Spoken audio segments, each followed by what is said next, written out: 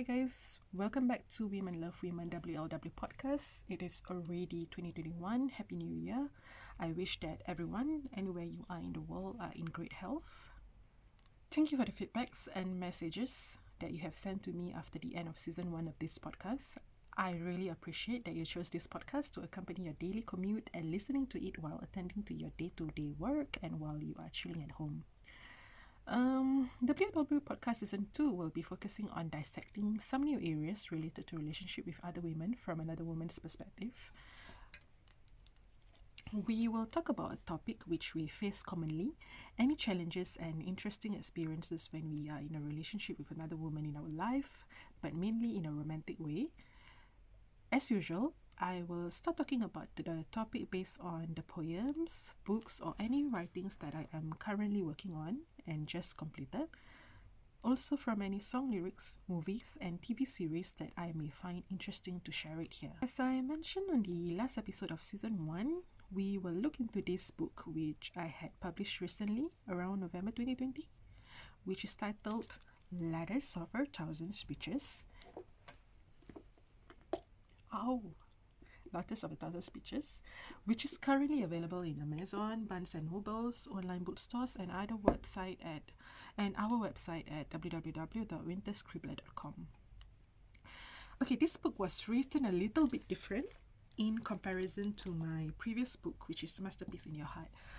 It is a prose and poetry combined with letters-like format, which is meant and written to the person whom I was writing to. I purposely wanted to try something different for this book, as I wanted to have more freedom in writing what I felt at that moment with no filter. And there will be about one episode in this season which I will talk about recently released songs or TV series assumed to be questionable on what it meant. I will also talk about some books with queer representation and also popular characters in TV series in which their storyline will be more convincing and interesting if they are not written straight. The next question you may ask: what is the difference between Season 2 from Season 1? Why should you continue to listen to this podcast? Well, apart from probably you would like to listen to me talking, which I appreciate it, I have created something more interesting. Okay, remember the quote, live the life you have imagined, or act on your imagination? So for most of episode which mention any of my poems or writings in my book Letters of a Thousand Speeches that I have selected to talk about in this episode, there will be a short scene made into film. I may not publish it instantly, but you have to you can get yourself updated by registering in our mailing list. And this series of scenes will be available in our YouTube channel, Winter Scribbler, and my Patreon page. The reason I decided to do this is because I love writing scripts and developing it into films, which have been one of my dreams. And also I feel like I enjoyed watching WLW films and series, in which I believe most of us love to, with all the fan base such as Supercorp, Britannia, Klexa, Bicloy, Juliantina, and many others. I look forward to making something which is enjoyable for us to watch, not only just to listen. So meanwhile, I am starting this with the intro from Letters of a Thousand Speeches, the prose and poetry. When I told you I could write hundreds of letters filled with 1,000 speeches, what I meant was I have done it since the day we met again 7 years ago. Your kindness, attention, protectiveness, wit, and curiosity have lit up my life. Every time you smile, it seeps into my mind, begging to be in my memory. The way you laughed and how you hid that beautiful shy smile puts me to sleep at night. I thought I had lost all this 7 years ago, and then you came back.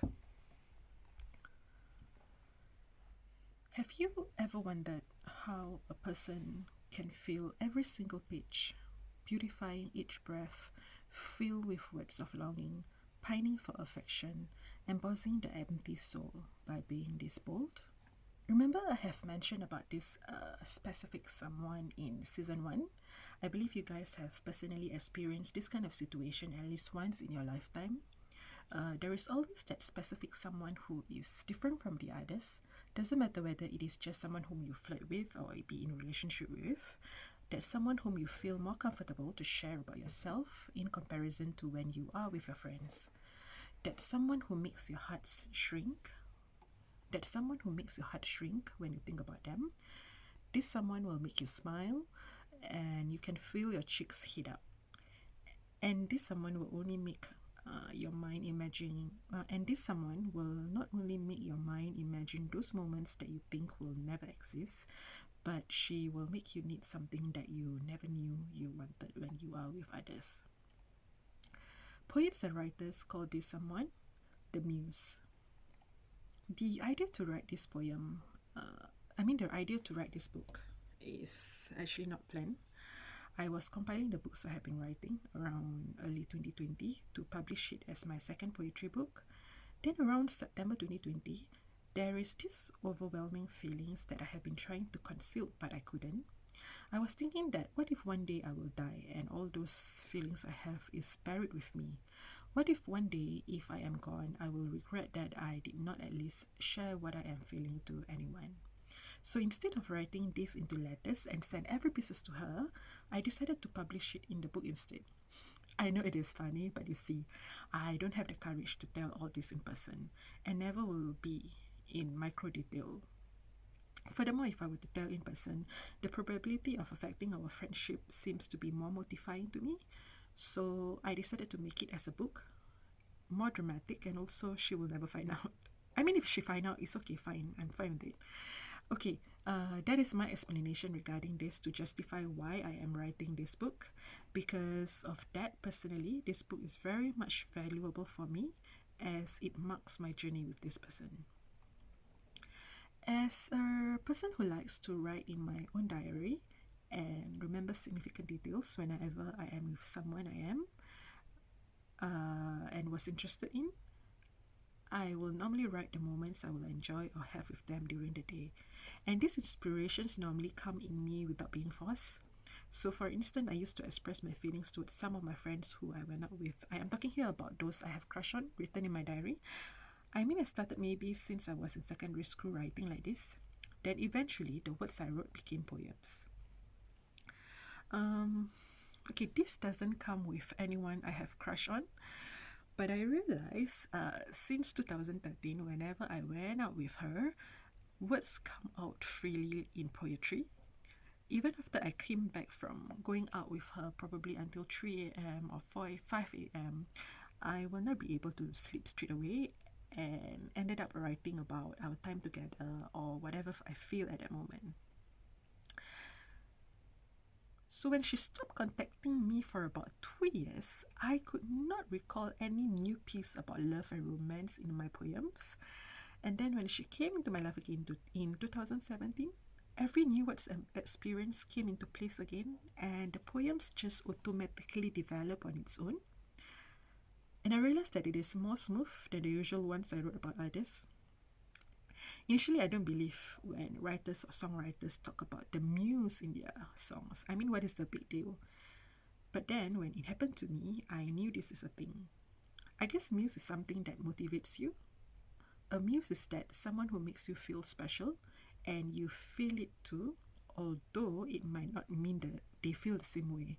So that two-way feelings is still subjective. A close friend of mine, let us name her Freya. Freya asked me recently, how did I even have the idea to write those poems? How can I even write something? She asked me. For your information, I considered her as one of those smartest friends I have who knew what to ask from me, especially if she knew or she realized I keep things in secret or she suspected something about someone I am with or interested in. The only reply I could say was, I don't know, sometimes some ideas just come by and it will automatically motivate me to write. Like I said, I could feel my friend knows something is going on because she doesn't look convinced with my replies. Meanwhile, I would like to share with you regarding the significance of the artwork in Letters of a Thousand Speeches book and how the contents are presented. The cover art is made by Ikrima Art Studio, Okay, I love this. I do not know. I really love this. This is one out of only two good ones in the contest. And the woman portrayed on the cover page has actually the same features as the main character in the poems. The hair color, especially the hair length and slight curls. I mean, the hair color is roughly, it's not really exactly. Everything that I requested, he could make it so much better than my imagination. And the one that I didn't expect was that he made it look luxurious. I think the colors combination are very good. In fact, his design was my most favorite. As for the contents of the poems and letters, they are actually written and arranged in a timely order. The timeline is divided into 3 phases from 2013 to 2014, 2017 to 2018, and 2019 to 2020.